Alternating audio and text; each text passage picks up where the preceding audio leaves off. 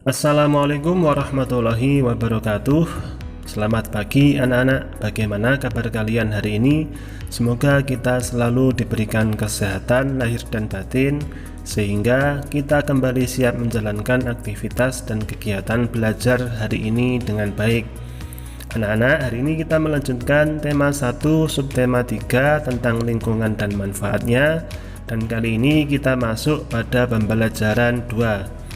Dan seperti biasa, sebelum kita mulai belajar, marilah kita bersama berdoa dari rumah masing-masing dengan harapan semoga kita diberikan kemudahan dan kelancaran dalam belajar, dan ilmu yang kita pelajari menjadi ilmu yang bermanfaat dan barokah.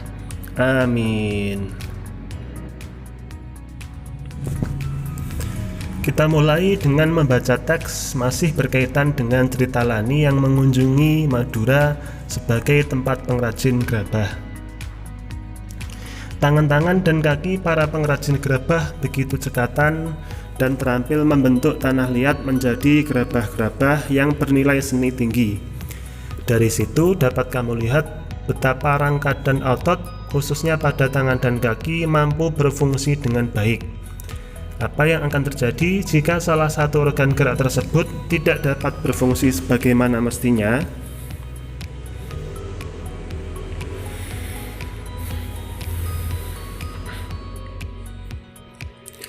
Selesai memilih gerabah yang akan dibeli, Lani diajak ayahnya untuk ke belakang rumah, tempat memproduksi berbagai macam gerabah. Banyak pengrajin yang sedang bekerja. Semua pengrajin memiliki pembagian tugas masing-masing.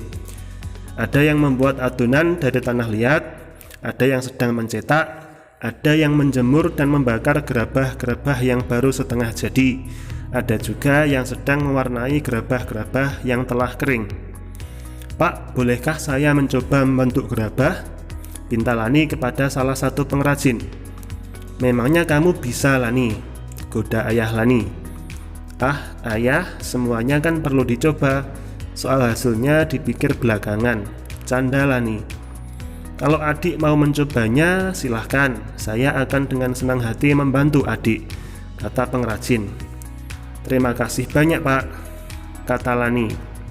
Lani pun mencoba membuat dan membentuk gerabah dari adonan tanah liat yang sudah disiapkan. Pada percobaan pertama gagal. Lani mencoba lagi. Untuk kali ini Lani lebih berhati-hati. Dia mengikuti semua petunjuk yang diberikan oleh salah seorang pengrajin. Pada percobaan kali ini, meskipun belum berhasil juga, namun sudah menunjukkan peningkatan dibandingkan dengan percobaan sebelumnya. Pengrajin pun terus memberikan semangat kepada Lani. Lani pun makin terpacu mencoba dan mencoba lagi, hingga pada akhirnya Lani mengalami kelelahan. Namun Lani belum juga berhasil membuat gerabah yang bagus.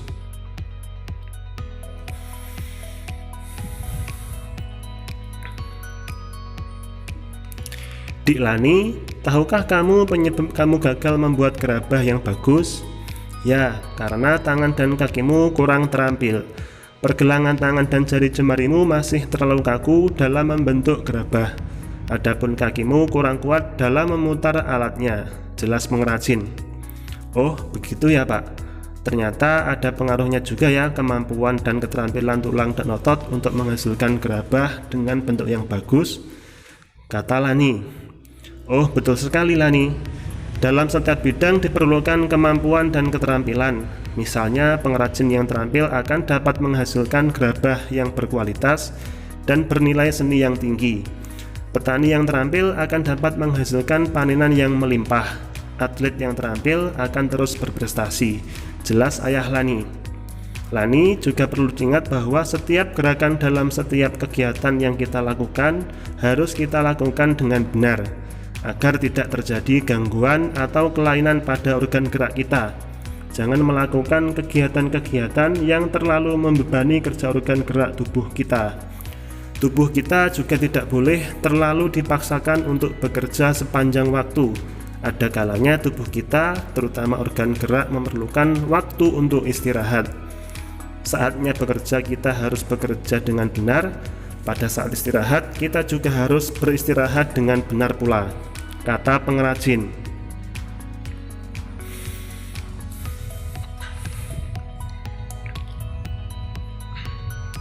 Coba kamu perhatikan pengrajin tua itu, kasihan sekali tubuhnya sekarang bungkuk. Pada saat mudanya dulu dia terus memaksakan tubuhnya untuk bekerja tanpa mempedulikan waktu beristirahat. Sejak muda dia sudah jadi pengrajin gerabah. Waktunya dihabiskan untuk selalu duduk membungkuk membentuk gerabah-gerabah pesanan. Dia pengrajin yang rajin dan bekerja keras, namun sayangnya dia melupakan waktu untuk beristirahat. Pada akhirnya, kini tubuhnya menjadi bungkuk, kata pengrajin. Benar sekali, Lani. Tulang pengrajin itu telah mengalami kelainan atau gangguan, sehingga tidak bisa lagi bekerja sebagaimana mestinya, tambah ayah Lani. Kita lanjutkan dengan mempelajari dan mengenal beberapa kelainan pada tulang. Macam-macam kelainan pada organ gerak pasif atau tulang, diantaranya 1. Fraktura atau patah tulang. Fraktura adalah kondisi ketika tulang menjadi patah, retak, atau pecah sehingga mengubah bentuk tulang. Kondisi ini bisa terjadi karena adanya tekanan kuat pada tulang, misal karena terjadi kecelakaan atau jatuh, dan karena kondisi tulang yang melemah.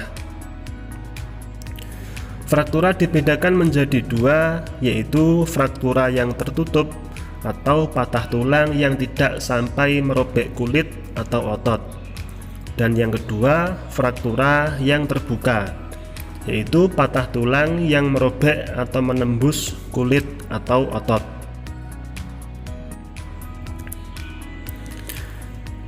Yang kedua yaitu fisura atau retak tulang. Fisura adalah kelainan pada tulang karena terjadi keretakan pada tulang, akan tetapi tulangnya yang retak tersebut masih bisa disambung kembali. Yang ketiga adalah osteoporosis atau tulang keropos, yaitu kelainan pada tulang yang disebabkan karena adanya pengeroposan tulang. Hal ini karena tubuh sudah tidak mampu lagi menyerap dan menggunakan kalsium secara normal. Kalian amati gambar di samping. Gambar tersebut merupakan perbandingan antara tulang sehat dan tulang yang mengalami pengeroposan atau osteoporosis.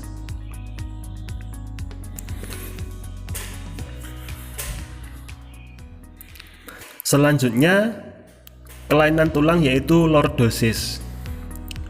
Lordosis adalah kelainan tulang karena sikap duduk yang salah sehingga tulang belakang melengkung pada daerah lumbalis. Hal ini akan mengakibatkan posisi kepala tertarik ke belakang. Selanjutnya yang kelima, skoliosis, yaitu kelainan tulang karena sikap duduk yang salah sehingga tulang belakang melengkung ke arah samping. Hal ini akan menyebabkan badan akan bengkok membentuk huruf S. Yang keenam, kifosis, yaitu kelainan tulang karena sikap duduk membungkuk sehingga tulang belakang membengkok ke belakang.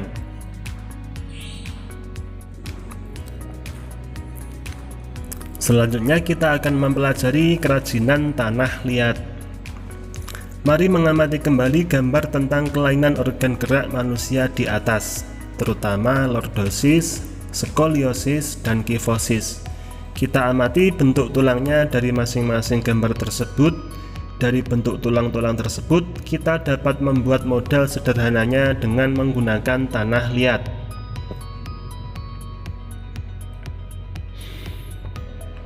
Langkah kerjanya yaitu 1. Siapkan tanah liat dan air. 2. Campur dan aduklah tanah liat dengan air. 3. Remas-remas atau injak-injaklah tanah liat yang sudah tercampur air tersebut dan pastikan sampai lengket. Jangan sampai encer atau masih terlalu kasar. Langkah keempat, bentuklah adonan tanah liat tersebut menyerupai tokoh manusia yang mengalami kelainan tulang lordosis, skoliosis, dan kifosis.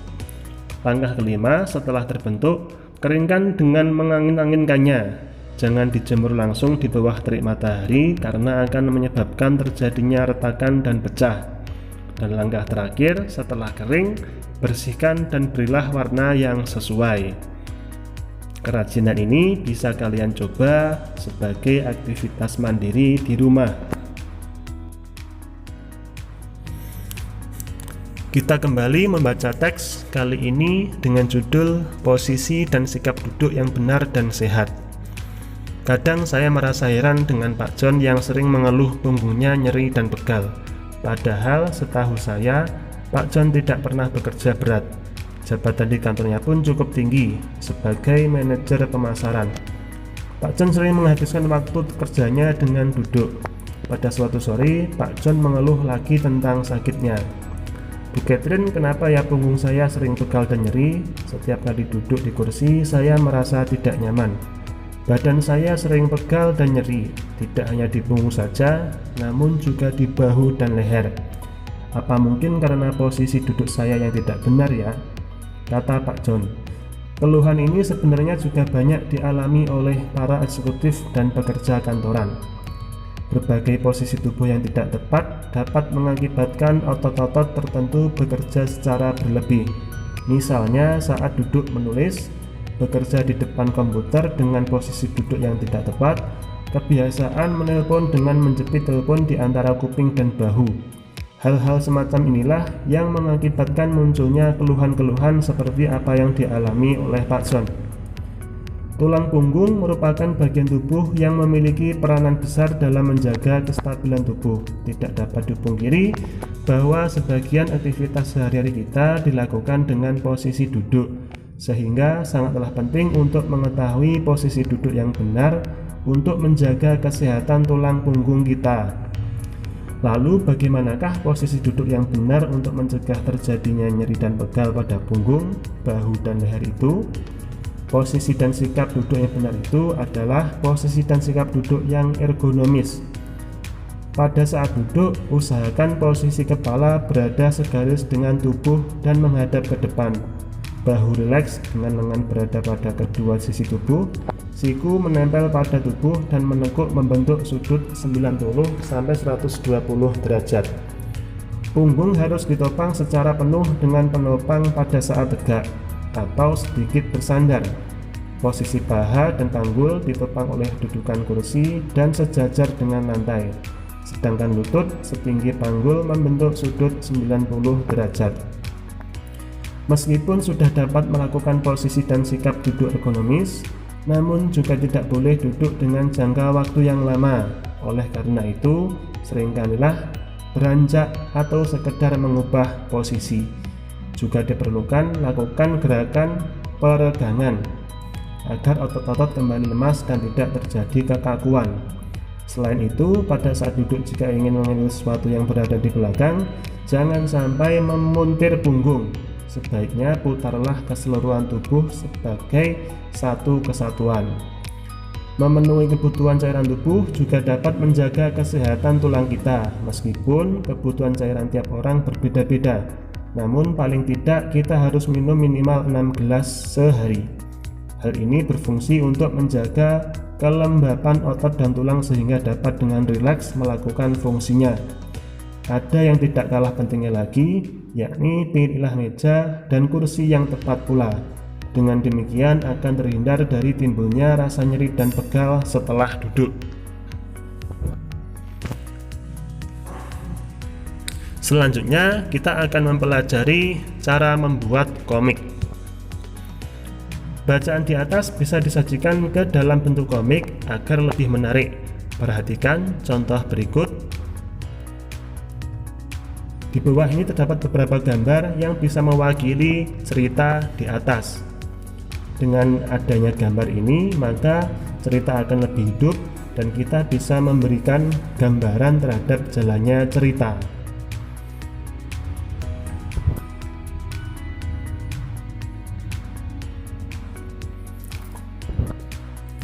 Komik adalah suatu bentuk seni yang menggunakan gambar-gambar tidak bergerak dan disusun sedemikian rupa sehingga membentuk jalinan cerita. Biasanya komik dicetak di atas kertas dan dilengkapi dengan teks. Teks dalam komik berfungsi untuk menjelaskan, melengkapi, dan memperdalam penyampaian gambar secara keseluruhan. Teks atau kata-kata biasanya disajikan dalam gelembung-gelembung yang diserasikan dengan gambar. Contohnya adalah komik di samping. Dengan adanya gambar, maka cerita akan lebih hidup dan sebagai pembaca bisa memperoleh visualisasi atau gambaran dari cerita yang dibaca.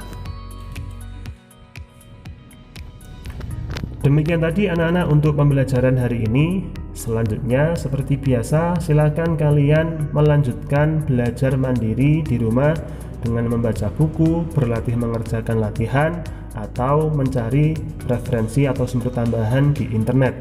Selamat belajar, sampai bertemu di pembelajaran selanjutnya. Wassalamualaikum warahmatullahi wabarakatuh.